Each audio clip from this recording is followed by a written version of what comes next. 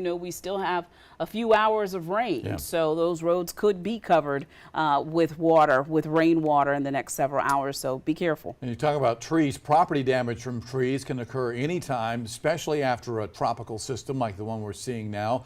First thing you typically do if a tree falls on someone else's property is to contact your insurance company. But what about when the tree's causing damage on your property, or actually your neighbor's trees? Who's liable for that damage, and will your homeowner's insurance cover the damage? Christy Calcagno sat down with the Midlands attorney to find out.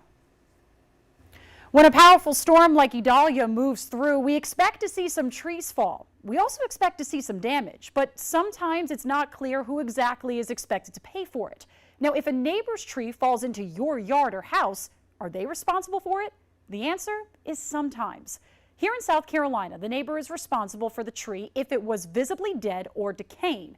But if the tree was healthy and there is no sign of death or disease, they can argue that it was caused by an act of God.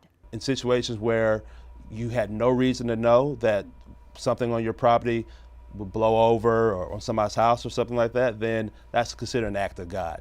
What's not considered an act of God is if you have a tree that everybody knows is dying.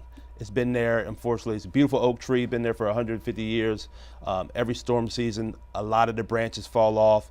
It's a risk to everybody. Midlands attorney Tyler Bailey says that it's important to look at your insurance policy to see what's covered.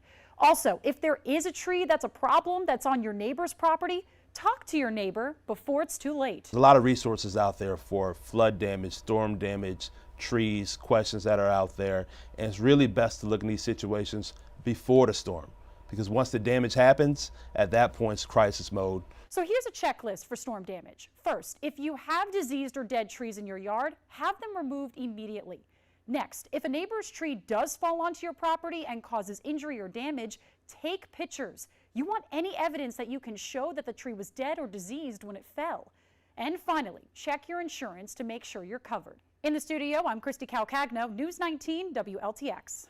If your home was damaged during a disaster and repairs are not covered by insurance, you may qualify for a FEMA grant to make it safe and livable. A quick break.